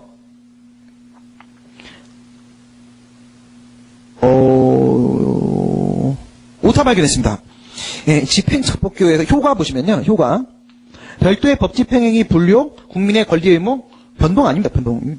누가 그랬어? 누가 그랬어? 직접 규율입니다. 직접 규율. 직접 규율. 직접 규율이에요. 직접 규율. 권리 의무에 대한 영향은 예, 권리 의무의 발생, 변경, 소멸, 변동 플러스 직접 규율까지입니다. 그래서 지금 여기서 판례가 국민의 권리 의무를 직접 규율하는 경우에도 행정처분이다. 이 부분도 행정처분 맞다 이거예요. 요건 이 협의의 처분적 법규 부분이었죠. 앞에서. 뿐만 아니라 이게 바로 뭐였어요? 집행적 법규 부분이었죠. 이것도 처분 맞다. 처분적 법규 안에 포함된다라고 판례가 왔어요. 그래서 판례는 예, 중간설의 입장 취하고 있다고 볼 수 있겠고요. 예, 과항이설은 법규 명령에 대해서 그냥 무조건 항고소송을 인정하는 것은 이거는 이제 행정소송의 한계 측면에서 구체적 사건성이 흠결되기 때문에 현재로서는 좀 과도하다고 보여지고요. 예, 그래도 항고소송의 대상 범위를 확대시킨다는 점에 있어서 예, 그 어느 입장이 중간설의 입장이 더 타당하다. 예, 판례 입장이 맞습니다. 이게 또한 다수설의 입장이고 그러면 뭐까지요? 전형적 법규를 제외한 처분적 법규 및 집행적 법규가 모두 다 항고소송의 대상이 되죠. 그러면 이제 이거를 과항의 처분적 법규를 우리가 묵습니다. 항고소송 되긴 된단 말이지. 근데 종래에는 어떻게 봤었냐? 예, 종래에는 오직 무효확인 소송만 가능하다고 봤었어요. 지금 이 논의가 어떤 식으로 흘러가고 있는 거냐면 판례가 변경됐기 때문에 그래서 이 부분의 논점이 지금 예, 걸리고 있는 건데요. 종래 판례를 한번 보시면요. 종래 판례하고 그 다음에 최근 판례하고 이렇게 한번 비교를 해보시면 종래 판례가 무슨 판례냐면 예, 두밀분교 폐지 조례 사건이 있었어요. 예, 여기는 한미아품 사건이 되고요. 그러니까 경기도 조례에 보면은 이제 가평군 란에 두밀분교에 대한 내용이 있었는데 이제 그걸 어떻게 하냐면 두밀분교를 이제 폐지를 시키려면 그 조례에서 그 내용을 이제 화이트로 지우면 돼요. 그러면 이제 이 두밀분교라는 학교가 화이트로 지우는 순간 이제 사라집니다. 세상에서. 그래서 이제 이걸 우리가 처분적 조례라고 봤던 거예요. 말도 안 되는 소리냐. 제가 생각해도 말이 안 되네요. 예, 맞는 얘기인데, 예, 무슨 말이냐면, 두밀분교에 만약에, 예, 학생들, 교장선생님, 선생님 다 합쳐서 인원이 몇 명? 인원이 만약에 10명이다. 10명이다. 그러면 두밀분교를 폐지한다는 내용의 조례를 만들면, 조례는 법규명령이란 말입니다. 그런데 이 조례를 만들면, 규율되는 대상이 불특정 다수인입니까? 일반적 규율이에요? 아니면, 특정인 또는 특정 가능한 집단입니까? 개별적 규율이에요? 특정 가능한 집단이죠. 한 명 특정인은 아니지만 예, 여러 명인 건 맞아요. 복수인 건 맞죠. 10명이니까. 하지만 특정 가능하냐 불특정 다수냐라는 판단은 뭘 가지고 한다고 했어요? 편입과 이탈이 자유롭게 이루어지고 있는 거죠. 편입과 이탈이 막 들어가고 나오고 하는 사람들이 많으면 어디까지인지 경계가 없어요. 그러면 불특정 다수인을 규율하는 게 맞습니다. 그런데 10명이고 이 두밀분교에 누가 전화가 와요? 안 옵니다. 나가요? 안 나갑니다. 나가면 이미 나갔어요. 그죠? 네. 그래갖고 여기에 소송 제기한 애가 누구예요? 학생이죠. 어린애. 그죠? 네. 나 거기까지 언제 가냐 이거예요. 본교까지. 못 가나 이거죠. 편입 이탈이 없는 것이에요. 10명이니까 개별적 규율입니다. 그 다음 경기도에 있는 모든 분교를 다 없앤다고 했습니까? 아니죠. 불특정 다수의 사건이 아니죠. 그렇죠? 구체적 사건입니다. 두밀분교 하나 없앤다고 했잖아요. 개별적 구체적 규율을 하고 있기 때문에 이것은 처분적 조례였습니다. 그 중에서도 협의의 처분적 조례죠. 협의의 처분적 조례에 대해서만 항고소송을 인정을 했었습니다. 첫 번째, 얘는 협의의 처분적 법규만 인정했습니다. 이게 처분적 법규의 범위죠. 그 다음 이게 두 번째, 예, 취소송을 허용할 수 있겠는가. 그럼 여기서는 이제 방금 우리 위에서 처분적 법규에 대한 판례 중간설이라고 했던 그 판례가 한미아품 판례예요. 뭐라고 했어요? 집행적 법규도 처분이다라고 했죠. 그럼 얘는 뭐야? 얘는 예, 협의의 처분적 법규 명령뿐만 아니라 집행적 법규 명령도 역시 마찬가지로 항고소송의 대상이 될 수 있다? 이렇게 본 거죠. 근데 이거는 소송의 형식을 뭐라고 봤냐면 소송의 형식이 얘는 무효확인 소송이었어요. 무효확인 소송이었습니다. 왜냐하면 법규 명령은 처분이 아니기 때문에 위법이면 바로 무효다 이거예요. 여러분 위법한데도 불구하고 여전히 유효하게 남아있는 것, 그래서 취소의 대상이 될 수 있는 것, 우리 그런 걸 취소 사유라고 하죠. 이런 건 뭐 때문에 존재하는 거예요? 공정력이 있기 때문에 가능한 일이죠. 그죠? 행정행위이기 때문에 가능한 겁니다. 그런데 2당시까지 뭐라고 봤냐면 얘를 처분적 조례이기 때문에 항고소의 대상으로 삼을 수 있다라고 한 것은 오직 뭐야? 소송상 대상 적격만 인정하겠다. 소송의 대상으로는 삼도록 하겠다. 그러나 행정행위는 아니기 때문에 공정력 같은 건 없다. 공정력이 없다면 위법이면 그 자체로 무효다. 이렇게 본 거예요. 그러니까 무효항의성 제기해라. 그런데 여기서는 어떻게 보냐면 이 한미약품 사건에서는요. 보건복지부 고시에 대해서 무엇을 제기했느냐? 취소 소송을 제기했습니다. 이걸 받아줬어요. 취소송을. 취소송이 허용이 되었었다 이겁니다. 이 뜻은 바로 무엇이다? 심지어 집행적 법규까지 넓혀도 놨지만 또한 처분적 법규를 행정행위로 인정해버린 겁니다. 행정행위로 인정했기 때문에 공정력이 있을 수 있고 공정력이 있을 수 있다면 취소 사유에 해당하는 법규명령이 존재할 수 있다고 인정한 겁니다. 그래서 이 부분이 바로 1단계, 이 부분이 2단계 논의고 이렇게 이루어지고 있는 거고 여기서 논점이 걸린다라고 하게 되면은 이 취소송은 뭐예요?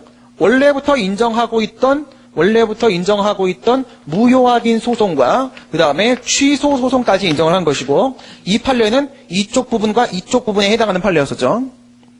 이거 두 개가 논점이 되는 겁니다. 보통 이 부분 때문에 이 같은 논의를 하게 되는 것이고 취소송 제기 가능성 보시면 위법한 처분적 법규 명령에 과연 취소 사유가 인정될 수 있겠는가? 이것은 공정력이 인정되냐 안 되냐? 취소송 가능성은요. 무효하기소송뿐만 아니라 취소송도 허용될 수 있다? 취소할 수 있는 법규 명령이 존재할 수 있다? 이거고 무효하기소송설은요. 법규 명령은 위법이면 무효야. 애들이랑 같은 입장을 보는 거야. 애들이랑. 그죠? 옛날과 똑같이 판례 보시면 종래 판례는 무효하기소송설, 최근 판례는 취소송 가능성 입장을 취하고 있다.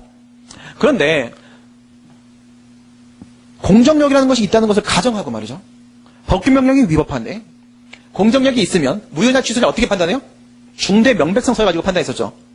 그렇게 판단하면은 그 위법성이 지금은 법규명령의 위법성이 중대하고도 명백한가를 봤어요. 근데 명백하지가 않아. 공정력이 있다면 취소 사유가 맞아요. 근데 옛날처럼 공정력을 부정하면 어쩔 수 없이 무효겠죠. 그럼 이 취소 사유에 그러니까 경미한 하자임에도 불구하고 어떻게 한다고요? 무효확인 소송으로만 가능하도록 하게 되면은 어떻게 되겠습니까? 여긴 제소기간 제한이 없기 때문에 1578년 뒤에 법규명령을 통지할 수 있습니다. 그럼 1578년 동안 형성된 모든 법률 관계가 다 깨질 수도 있어요. 심각한 법적 안정성에 대한 침해로 연결될 수 있기 때문에 취소 가능설의 입장이 맞고요. 박균성 교수님은 심지어 취소 소송설을 주장하십니다. 오직 취소송. 법률 또는 법규명령의 위헌, 위법 여부가 어찌 법률 전문가가 아닌 일반 국민의 관점에서 명백할 수 있겠는가? 절대로 명백할 수 없으므로 오직 취소만 가능하다고 주장하시는 분도 계십니다. 사실 일면타당해요. 그러나 최소한 무효확인 소송설은 여러분들이 배제하시는 것이 맞겠다. 네 가지 얘기해봤습니다. 항고소송상 대상 적격 관련돼서 처분의 개념, 거부 처분의 성립, 그리고 원처분 중심주의와 법규명령에 대한 항고소송에 대한 논의까지 해봤습니다. 수고들 많이 했습니다. 수고하셨습니다.